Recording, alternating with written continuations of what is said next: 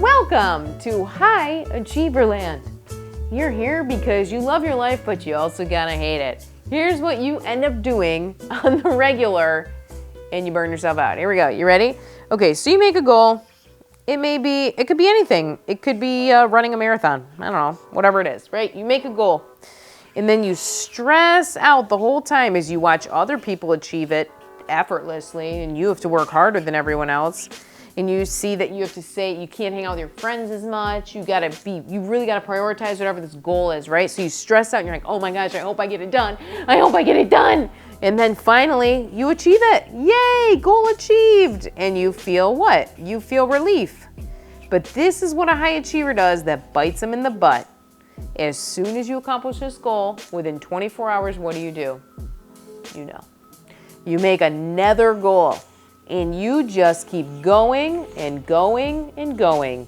And you keep stressing out. Every time you do this, you feel stressed because you're worried about whether or not you're gonna accomplish it. You know what I'm talking about? You know what this is like to continue to claw and climb, feel like you're not enough, do more. Even if people say kind things to you, you're like, I don't have time. That's great, but I have more to do. I have more to do. One of the key things that we need to change in your growth pattern is this. Right at this point, when you make it happen, guess what you gotta do? Right here, and then right when you go to take off again and you accomplish it again, right here, you have got to celebrate. This page is full of words at this point. Okay, but what you've gotta do is take time to celebrate. Imagine for a minute, you're an Olympian, okay? You have worked for 4 years to be the fastest 100-meter dash runner in the world. There's the start, and Bolt got a good one. What happens at the end of the race when you win?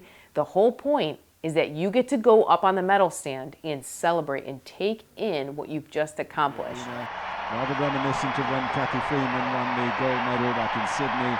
Everyone wants to be part of this moment.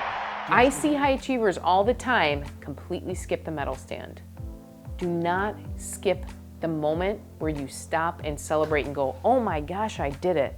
Look what I've created. This is amazing. You will need that. Okay, another thing with High Achiever Land I want to talk about is this. You are a human body and you have limitations. I want to talk to you about how to take care of yourself using a model called the biopsychosocial model. Have you heard of this? Basically, it's 3 circles: bio, psycho, and social. My handwriting is amazing. Pretty simple, right? You've got your biology. If you're a high achiever, you like to think that you're not limited to your body, right? That you can drink a ton of coffee, that you don't need water, that you don't need to eat. I knew somebody once who the most they would eat a day was like 5 peanut M&Ms because they were too busy.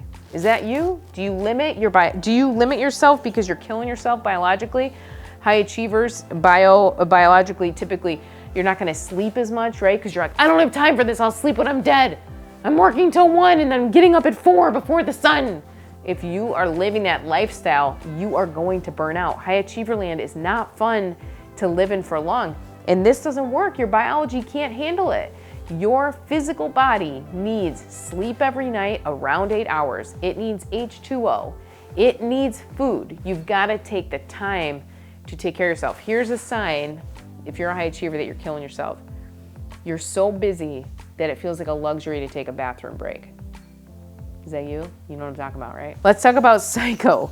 We've all got a little psycho in us. I just wrote that song for you high achievers, but here we go. Your psychology, that's really what this means. Please don't murder me with an axe. So your psychology, how do you speak to yourself when you're disappointed? When I was in school and I was in college, I completely missed the statistics final. I completely missed the final, not like 10 minutes late. I put it the wrong day on my calendar, okay? So what do? How do you treat yourself when you disappoint yourself, when you mess up, when things don't go as planned? Your psychology is going to either drain you or build you up. One of the things I love to do with all my high-performing clients, I give them 15 seconds. I think we should give you 15 seconds right now. In 15 seconds, you are going to write down everything you're proud of about yourself. How do you coach and speak to yourself when things are going well? I want to see what your psychology is like. I'm going to give you 15 seconds. Here we go. You're going to take this time to write down what you're proud of yourself. How you speak to yourself, your own psychology deeply matters. Here we go.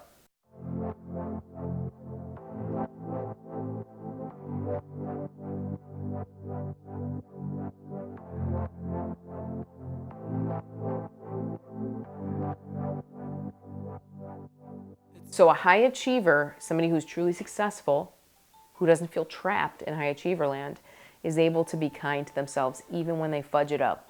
Here's the last one, social. The biopsychosocial model. This whole model is designed for your holistic well-being. So the social aspect is this. You are a social creature, right? If we were animals in a zoo, we would be in packs. You could not put us in our own little glass terrarium by ourselves. But that's what an apartment is, isn't it? Isn't that funny? That we as humans in America, at least, tend to live by ourselves in tiny little boxes. You absolutely need a healthy, thriving social life. To be a high achiever, you've got to have the right people in your life who are kind, encouraging, inspiring to you as well. I'll tell you something that I've found over and over again. Somebody who sets lofty, amazing goals is much more likely to hit them if they have the right people, encouraging, kind people in their life. To be a true high achiever and make your dreams happen, you will need the right goals and the right people around you. So I know, as we're talking about this is what high achievers do. You tend to be a magnet for people who suck the life out of you, who just want to take from you because you're a high achiever, right? And so what are you doing to build the tribe that you need, the right team around you to help you feel inspired and taken care of?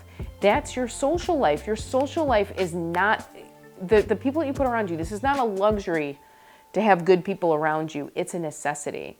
Every area of the your biology, your psychology, and your social life, these are not luxuries. It's not a luxury to get 8 hours of sleep. It's not a luxury to have good people in your life. It's not a luxury to be kind to yourself. These are the building blocks that you need to be a successful human out in the world.